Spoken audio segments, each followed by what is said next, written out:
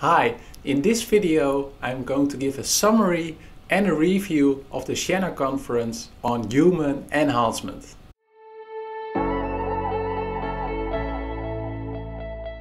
My name is Joosten, I'm a biohacker and a future thinker, and I blog and I make videos on superhumantalks.com, and I'm really interested and fascinated in the domain of human enhancement. So in this video you are going to watch a summary of the SIENNA Conference on human enhancement. I'm going to explain to you what is SIENNA, the introduction by Professor Philip Brey. Also there was a presentation on the legal issues and legal frameworks. There was a presentation on certain proposals and also ethic guidelines. And I did an interview with Yasemin Erden on that topic. And there was also a panel discussion, and I will also highlight some of the, I think, most important things during that conversation, during that panel. So enjoy this video. So to start, what is SIENNA? Well, something I did not know is that SIENNA is actually called the, it's an abbreviation, so it stands for Stakeholder Informed Ethics for New Technologies with High Socio-Economic and Human Rights Impact. And this project has received funding from under the European Union. And there are 3 topics in the SIENNA project. It was about genomics, artificial intelligence and human enhancement. And of course these topics also have relationships with each other.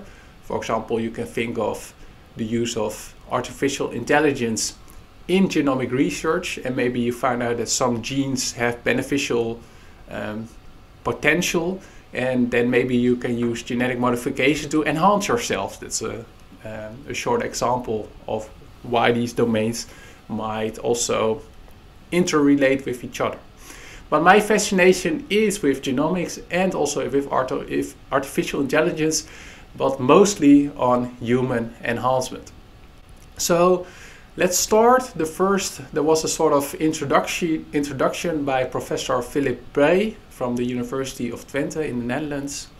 And there were some interesting things in this presentation. For example, he stated the definition that they used in their research. And the definition is: human enhancement is a modification aimed at improving human performance and brought about by science-based and/or technology-based interventions in or on the body. And that's interesting because there are also people who say, well, wearing clothes, for example, is human enhancement. But that's not in this definition, because it's like, this is of course maybe a couple of 100 years ago this was science-based or technology-based, but now it's not.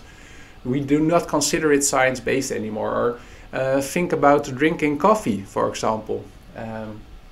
Maybe when coffee was first invented it was also called human enhancement, but nowadays it's like normal practice for most of the people to drink coffee, so it's not really science-based or technology-based. So what are a couple of examples? You can think of brain implants, genetic modification, you can think of pharmaceuticals. And that's also a topic I discussed with Yasemin Erden. For example, you can think about pharmaceuticals to modify your own mood, boost your cognition. Think about nootropics or movies like Limitless. You can also think about longevity, so some pills or supplements or interventions aimed at increasing your lifespan for anti-aging. So there are all different aspects of human enhancement. And during his talk, Philip Brey gave the definition. He also gave a couple of these examples of a couple of these categories. So you can also think, for example, of moral enhancement, cosmetic enhancement, physical enhancement, cognitive enhancement, affective enhancement, longevity, and also some of the domains in which you can apply these kinds of human enhancement technologies. Think about the military, think about recreational use, sports. So it was really like a broad overview on the topic. And what I really found interesting is that in the SIENNA project they also did a survey with the company called Kantar, about what people view, what's their opinion on human enhancement technologies. And they did it in mostly Western countries, but also like Brazil, South Africa, the United States, and also Poland. So this is the few of the countries where they did their research. And one of the most interesting things for me, I will link to the study down below, also to the paper in which you can find a definition I just told you about human enhancement they used in the SIENNA project. But one of the things that really, what I found really interesting is about how do people in different countries feel about human enhancement technology.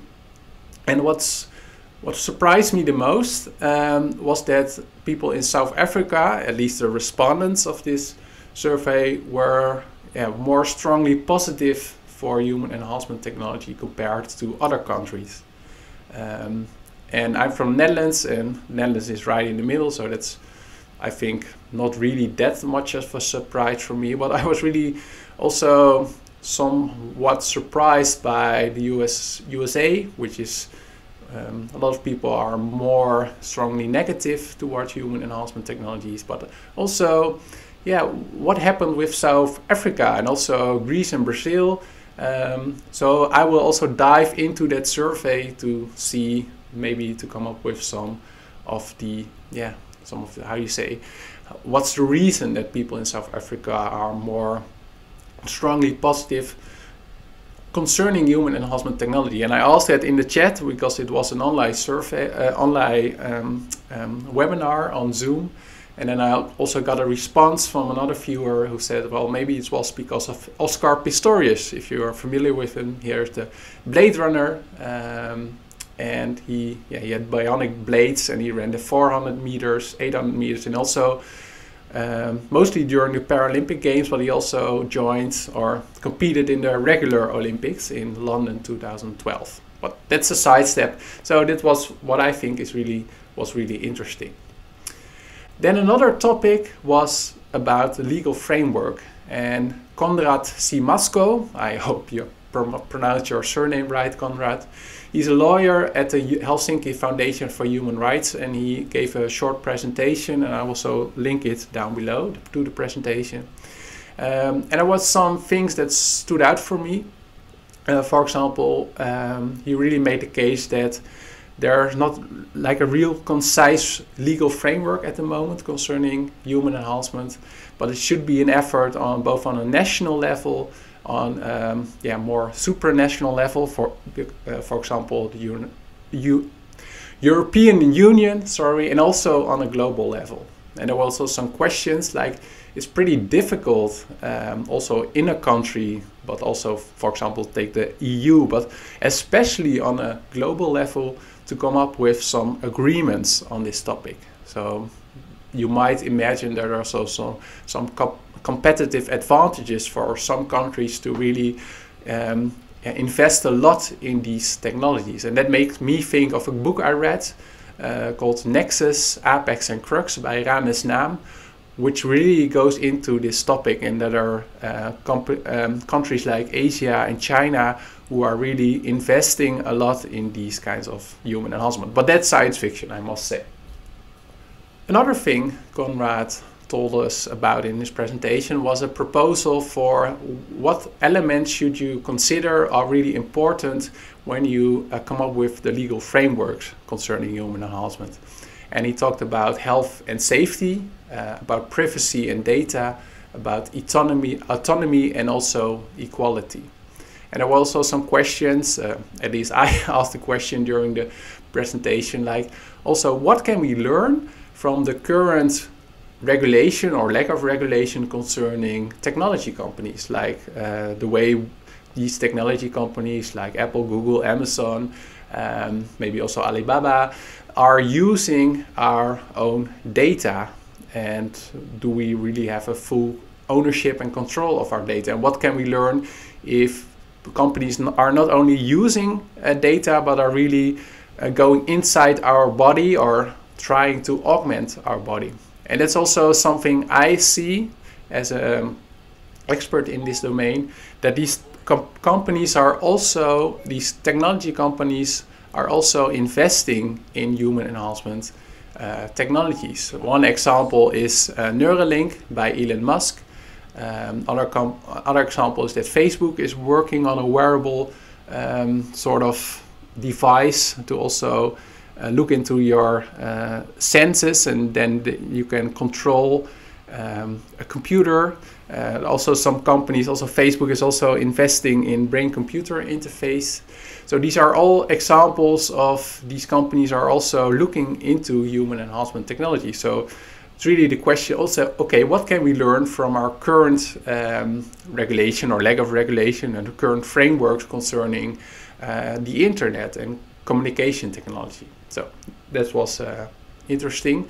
And what I also found really good about Konrad's presentation is that he states, well, it's impossible to come up with a sort of global overview, general legal framework for human enhancement.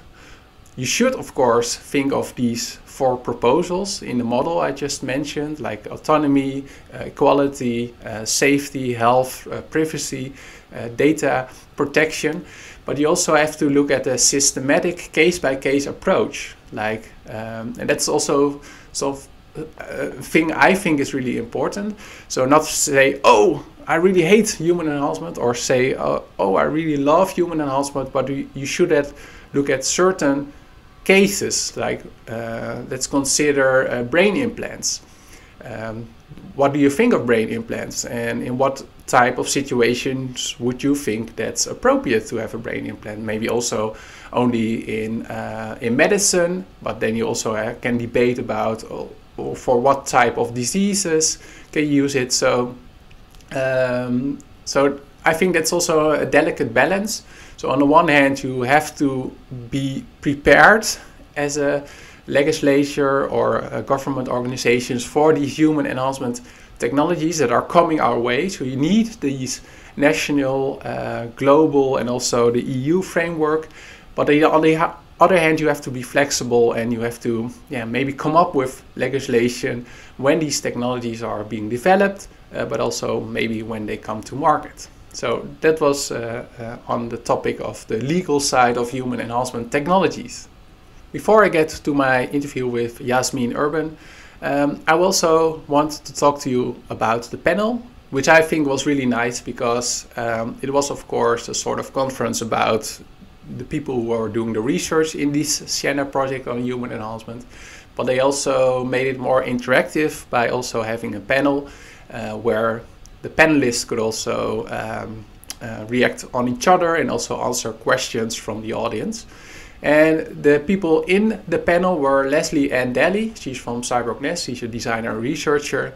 And if you're interested in CyberNest, I also have an interview with Liviu Babits, who's the owner and founder of CyberNest. Mark Roux, he's a chair of the French Transhumanist Association, FTP Techno-Progressive. So, pardon me, Marc, pour ma français, ce n'est pas très bien. Then Christopher Coenen, he's the head of the research group Life, Innovation, Health and Technology at the Karlsruhe Institute of Technology, so it's from Germany. And then Yana Toom, and she's a member of the EU Parliament, which I think is really cool that because I can think that politicians are really busy, but she really made the time to be on this panel and also is aware of that these developments on human enhancement technologies are coming our way. And I thought it would be nice because I also tweeted about during the conference, and that is in a way was a sort of my summary or publicly taking notes. So I will share 4 of my tweets and I'll give a little bit of explanation. So this was I think a nice transition from the talk of Konrad about the legal side of human enhancement technologies. And Yana Toom, she said, in political discussions, clear definitions are essential. And I think that's really a good point, because in politics and also in legal issues, you really need to be clear. So about what you want to arranged in a certain policy or legal legal policy, as you might say. But I also think that really makes it difficult, both on a national level and an EU level, but also on a global level, because what is enhancement for me might not be enhancement for you, and you also have cultural issues you can think of, like some things in Europe are really important, and maybe in the United States or in China or in Australia you think the same kind of technology is not considered enhancement. So it's a really interesting remark by Yana Toom, but it also makes the discussion really difficult. Then there was a remark by Lesley-Ann Daly, and she says it's hard to predict the future of human enhancement technologies, but it's a growing industry. So I of course really like this comment because I'm really interested in human enhancement technologies. But at the same time, I also made me think, well, it's really important to have these kinds of conferences and conversations, because if it's growing in the future, we also need to be aware of these developments and also come up with our own opinions, so we can come up with the best types of policies and legislations in the future. So that was also really a good remark, I think. Then there was Roux, who states that the term enhancement is often avoided in societal and political debate. And I said, really interesting. That's also something I also noticed. And I asked him, why would that be the case? And he states it's above all the word transhumanism, which is banned when it comes to speaking positively of human enhancement in political, industrial or scientific articles, because the term has demonized by many commentators. So that's also what I encounter, that transhumanism has often a sort of dystopian or negative connotation around it. So that's why I also think it's really props to the organizers of this conference that they also invited like a really outspoken transhumanist who's in favor of these kinds of developments to transcend ourselves as human beings, to invite him to this panel. And if you're interested in transhumanism, I also made a video about transhumanism, and you can also find an article on transhumanism on my website superhumantalks.com. And the last remark I want to share is by Christopher Coenen, and he says we have to look at the impact on society and not look at it as a technology question. And I think that's also a really good statement, because it's not per se of like we have to think about neural implants or genetic modification, and these technological developments or scientific developments are really important and really interesting and fascinating. But one thing I also noticed, and this is the remark by Christopher, is that you really have to think about what will happen to society when these kinds of technologies are allowed in our country or on the world, or when a company like Facebook is introducing a sort of human enhancement technology.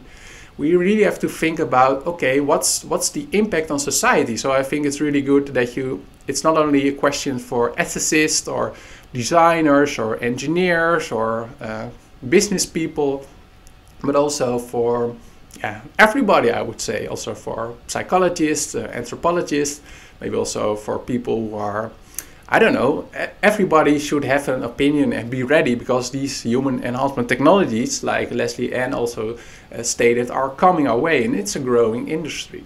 So I will look forward to more conversations, more discussions, more conferences like SIENNA. So I hope you also are looking forward to that. I think when you're still watching this video, you are, because you're interested in the topic. So next up, I interviewed Yasemin Erden. She's from the University of Twente, only for a couple of months. She started near the end of 2020. And I talked with her about the proposals for human enhancement technologies. For example, think of ethics guidelines, but also like a government's body, how to governance these kinds of technologies. So it's more of a deep dive into the topic. And I really liked our conversation. So here we go. Can you tell me a little bit more about the SIENNA project? Yeah, sure. So SIENNA is a project which focuses very much on stakeholder engagement.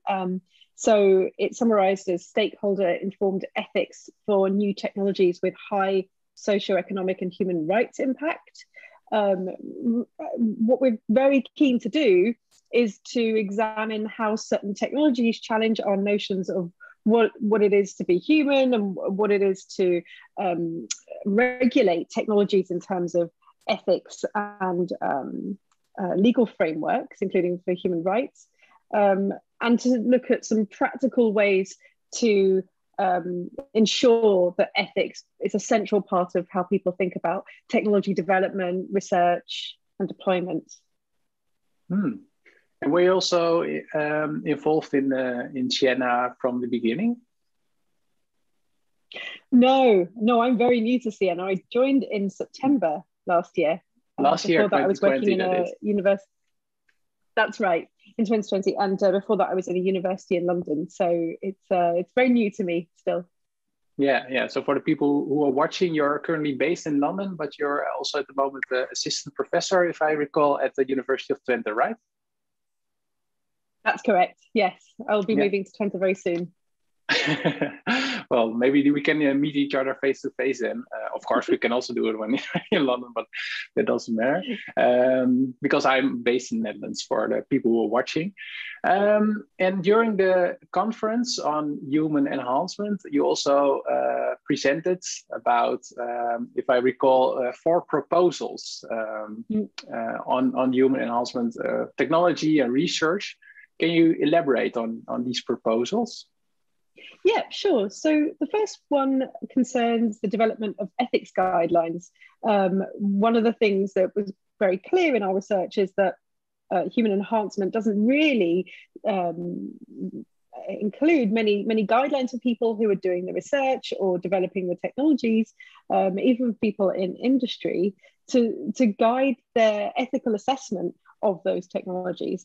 That's also true for people working in research funding bodies and ethics committees and so on. So the first proposal is for some ethics guidelines that we developed with stakeholders. And I can tell you more about that if you're interested, but first if you want, I can tell you the other 3. Yeah, let's first do the other 3 and then we'll zoom in on the ethical guidelines. Excellent. Then the second one concerns research funding organizations specifically. So what we do is we offer some ethical issues that they would need to consider, including how to differentiate between research on human enhancement that has foreseeable potential HE impacts and research that has unintended human enhancement consequences. So, I mean, that's quite a tricky thing to do for a research funding organization. And especially if with that lack of guidelines, as I mentioned. So in a way, you're relying on people's individual expertise, their individual knowledge about enhancement. The third proposal concerns the creation of a European expert body on human enhancement, because at the moment there isn't one. There have been high-level expert groups and so on, brought together to think about topics in human enhancement or connected with human enhancement, but it's not an ongoing endeavor. And we think that human enhancement is such an important topic that an ongoing group would be ideal. And we suggest some sort of ideas about who might participate and what they need to consider and so on. And then the last proposal is about really, it's a statement of a need to address the status of human enhancement in the field of medicine, because at the moment it's sort of outside of it insofar as a technology might aim to be enhancement specific, i.e. separate to therapy. And in those cases, you can't do medical trials for something that doesn't have a therapeutic aim. But on the other hand, what we're finding is that people are developing these technologies or interventions that can be dual use, that can have that therapeutic enhancement potential. And what we're suggesting is that, well, then we need to be thinking about its positioning in those discourses about medicine. Okay, so what I think interesting because the second proposal seems to be more focused on the researchers themselves and probably also on engineers and designers. And the third one is more on the governments and legislators, and the fourth one is then more on how do you say it, the manufacturers of biomechanical and medical technologies. Is that a sort of good summary on my part? Yeah, that's a good summary. I would add, I suppose, the ethics committees probably need all four of those proposals. So there will be some intersection and overlap depending on the individuals. But yeah, that's a good summary. And like you mentioned, I'd like to zoom in also on the first one, on the ethics guidelines. Can you give an example? Yeah, so one of the things that I'm interested in is how technology can impact on someone's identity. For instance, if you are taking a pill that can impact on your mood, or your disposition, or which tries to either promote or restrict certain behaviors, then that has some serious consequences. So one of the things that we've proposed as a guideline is that the technology or intervention and so on should include an assessment of risks and benefits, which takes into account their unique characteristics and circumstances. And another guideline covers, in that same grouping, I should point out, covers cases where an enhancement affects emotions and affects cognition and other mental capacities, and recommends that these are taken into account as a sort of holistic perspective on a person, because all of these capacities are interrelated, and all of them relate to a person's values, beliefs, judgments, and personality.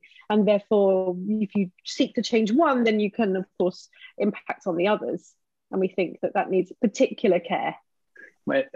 Thank you for answering that question. One of the things I always find somewhat difficult is that you, of course, cannot predict every outcome when technology is invented. So I think we also mentioned the use of Ritalin or beta blockers. They were not originally developed to be enhancing as a, should I say that some people think it's enhancing. So how did you and your colleagues at other universities come up with ideas to tackle that problem?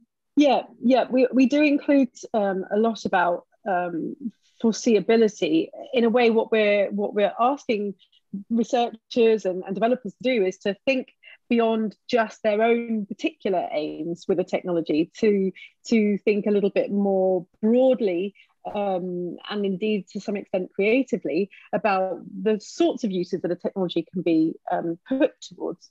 And of course, if a person, and I don't, it's not that I can look at any technology and imagine all of its other uses, but I think having a dialogue about that, involving lots of different stakeholders from different fields and domains, increases your chances for that foresight. And that's part of why we think there should be this oversight from the European body who can encourage that kind of thinking. Yeah, that was also what I was thinking, because in one way, I can think that companies they're already focused on bringing a product or thing to market, and then probably maybe they don't want the quote unquote hassle of such a procedure, but so you have to enforce it or regulate it. I can imagine. Yeah. And what I also one of the insights I got from your talk, which I was aware of, but you made it very clear that to classify something as an enhancement technology, and also to think about the possible implications, is difficult, because sometimes it's sometimes companies want to downplay their effect, and sometimes they want to upplay their effect. I don't know if that's an English word. And you gave the example of Elon Musk with Neuralink, who made a lot of promises, in which you can argue if it's even realistic, as he pointed out. Yeah, I mean, and this is not a problem unique to human enhancement. You see it also with AI. People develop all kinds of, clever computing, and call it AI if it's going to help them to get funding or to attract people's attention. But really, there's very little AI involved. It's sort of pre-programmed responses. Ditto also with nanotechnologies and all the promises that brought and continues to bring. But in reality, a lot of the technologies people describe as nano-enabled have particles that many scientists would consider simply too big to be considered a nanoparticle. So, Yasemin, what are areas of future research for you? As I mentioned at the conference last week, I'm looking at the moment at cognitive prostheses because I'm really interested in how they might impact on personal identity. The ones I'm considering at the moment are those being used to treat people who, or that could be used to treat people who've suffered some kind of brain damage or trauma, and might therefore benefit from a cognitive prosthesis. So to summarize, I really enjoyed the SIENNA Conference. The SIENNA as a project also concluded with this conference. So probably there will also be a new initiative, new research initiative, and I will be following that closely. So to summarize, I talked about the definition of human enhancement, the survey with also South Africa as a sort of outlier. I talked about the legal frameworks, about the panel discussion, and I had an interview with Yasemin Erden. So thank you for watching this video. Please subscribe to my channel, and also if you have a question or a remark, leave a comment down below. Go to my website if you want to have a free download, and if you are interested in more in-depth knowledge and know-how about human enhancement, human augmentation, biohacking and the superhuman era.